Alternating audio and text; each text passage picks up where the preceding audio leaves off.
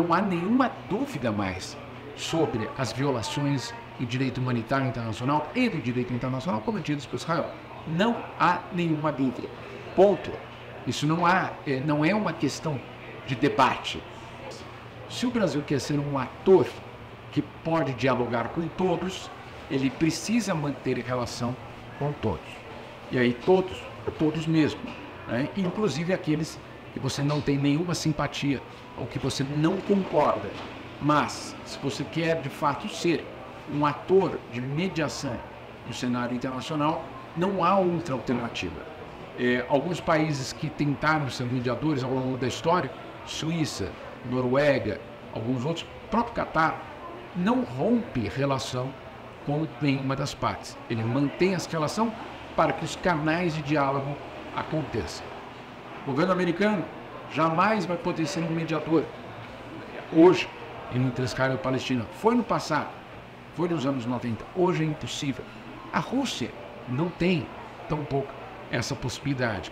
Nenhum outro país dessas superpotências tem uma relação equilibrada entre palestinos e israelenses. Portanto, o Brasil, se ele quer se posicionar desse jeito, ele não vai romper. Isso não significa que não pode criticar. Claro que pode. Não significa que não pode ser denunciado. O próprio presidente Lula denunciou, falou na palavra genocídio, né? Mas ao mesmo tempo criticou de uma forma inédita o Hamas, dizendo que eram atos terroristas. Esse é o equilíbrio que o Brasil tenta fazer. Eu não acredito que o Brasil vai tomar uma decisão de romper relações com nenhum país. O Brasil não rompeu com a Rússia quando a Rússia invadiu a Ucrânia e cometeu crimes.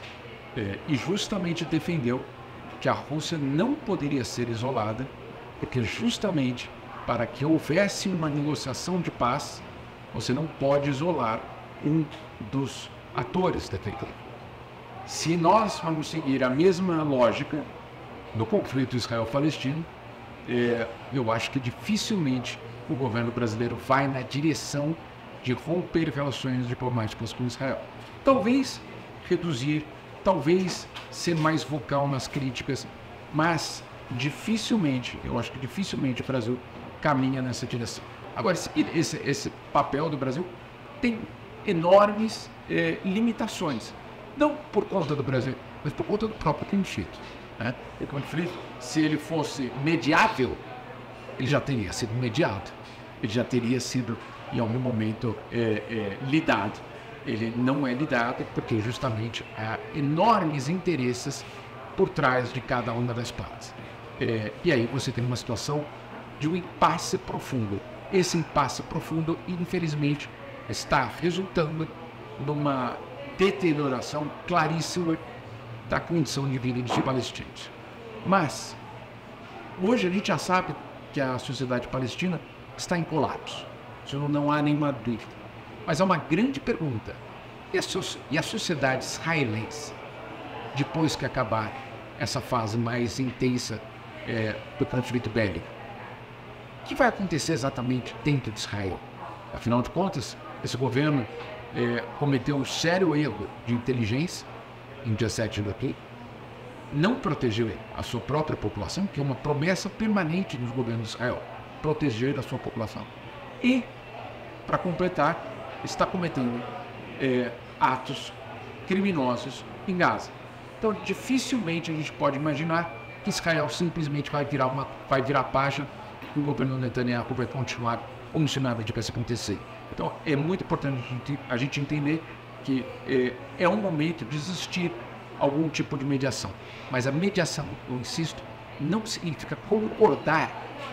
Isso é muito importante a gente entender. No fundo, o Brasil fez a mesma coisa na Ucrânia. O Brasil manteve relações com a Rússia, mas nunca deixou de votar na ONU, fez uma resolução que condenava a invasão. O Brasil votou a favor da resolução que condena a invasão da Ucrânia e, ao mesmo tempo, mantém relações diplomáticas com a Rússia. Essa é a tentativa de equilíbrio que não é fácil. Existe uma pressão muito grande hoje, inclusive na Europa. Isso não é uma questão só dos países em desenvolvimento, não é só uma questão dos aliados da causa palestina. Você tem vários governos, inclusive os europeus, muito preocupados o nível de violência de Israel em Gaza. Esse nível de violência, ele obviamente cria uma situação de muito risco internacional. Esse risco internacional é justamente uma grande preocupação, porque uma guerra que saia do controle, que envolva eventualmente o Irã, que envolva eventualmente o Hezbollah, que saia de Gaza, ela é uma guerra internacionalizada. Ela não é só uma guerra regional, ela não é só uma guerra no Oriente Médio, ela é uma guerra que corre o risco de envolver a comunidade internacional inteira. E é muito perigoso a gente pensar hoje uma guerra envolvendo, de um lado, Israel com o apoio americano, e de outro, o Irã e o seu apoio ao Hamas. Essa é uma guerra que eu suspeito que teria repercussões extremamente graves para a segurança internacional, para a região, e colocaria o mundo em uma rota de risco muito grande. Israel ignora tradicionalmente todas as resoluções da ONU. Mas por quê?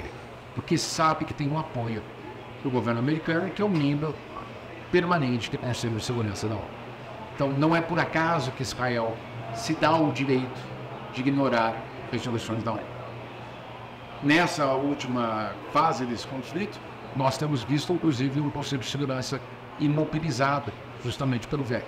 Mas esse imobilismo no Conselho de Segurança não é exclusivamente uma questão israelense. No ano passado, a guerra na Ucrânia, o veto veio da Rússia. Ou seja, ele está imobilizado também por um outro veto.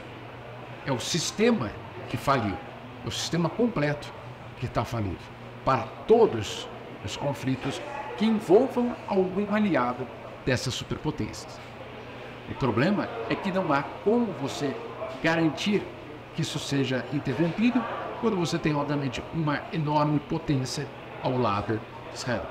Qual tem sido o único apelo que a ONU tem feito de forma incessante? Potências, por favor, influenciem os seus atores regionais para evitar uma escalada de conflito. O que significa isso na prática? O governo americano, por favor, fale com Israel para que não amplie essa guerra. Ou qualquer outro aliado do Hamas não faça isso tampouco com esse grupo palestino. Eu hoje não vejo uma saída muito clara, na verdade ninguém vê, e há uma enorme tendência a de que isso, para os israelenses, será resolvido no campo militar. Uma vez resolvida no campo militar, eventualmente eles vão voltar e dizer, ok, agora estamos prontos a negociar. Mas aí negociar com quem, sinceramente? Porque o outro lado já foi ou destruído ou já foi absolutamente enfraquecido. Aí não é mais uma negociação, é uma imposição de um acordo. E aí não é de paz, é um acordo político, porque você não faz paz de forma unilateral. Não existe um acordo de paz unilateral. Aí a gente chama de outra coisa, chama de invasão, chama de tomada de posse daquela região, pode dar outros nomes, mas acordo de paz não vai ser. Há uma tendência de uma parte dos pensadores a acreditar que vai haver algum tipo de mobilização para garantir algum tipo de solução para os palestinos. Mas aí eu faço a pergunta, onde? Em que território? Porque o que nós vimos é o contrário, o encolhimento do território palestino e a destruição do território palestino. Então onde seria esse Estado? Num território destruído? Eu hoje não vejo a solução a dois Estados, que é conhecida, como algo possível nos próximos anos, sinceramente. E há um outro elemento, não só a terra. Para você ter esses dois Estados, Israel teria que deslocar 700 mil israelenses, colonos. Como Israel vai fazer isso? Não vai fazer. Então, eu acho que hoje a gente está muito mais para um outro sentido. O fato de que essa guerra, ela destrói os últimos elementos de uma eventual solução negociada, infelizmente. Se ela tivesse sido parada, a gente estaria contando outra história, mas o que nós estamos vendo é com uma chancela de americanos e de alguns europeus, nós estamos vendo um desastre sendo cometido contra o povo palestino. Você tem aí talvez um debate existencial para os aliados do Irã. Né? Se o Hamas for colocado numa situação de risco existencial, talvez haja algum tipo de resposta do Irã. O próprio governo do Irã, o ministro das Relações Exteriores do Irã, disse isso na ONU, que o Irã não vai sentar e acompanhar isso tudo sem nenhum tipo de resposta. Ou seja, o Irã já deixou claro que vai dar algum tipo de resposta. Isso é, obviamente, muito perigoso. Mas esse é o discurso.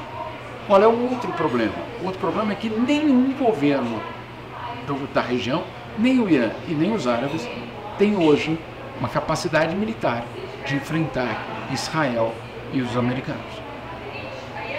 Nenhum governo árabe pode se dar ao luxo de perder uma guerra hoje. Porque aquele regime, se perder a guerra, cai. Aí é uma questão de sobrevivência. Infelizmente, essa história, infelizmente, do povo palestino, é que eles são, obviamente, reprimidos em termos de acesso à terra por Israel, mas não recebem exatamente um tratamento exemplar por parte dos árabes. Há uma manipulação da causa palestina pelos governos árabes. Quando é de interesse, há um resgate dos palestinos.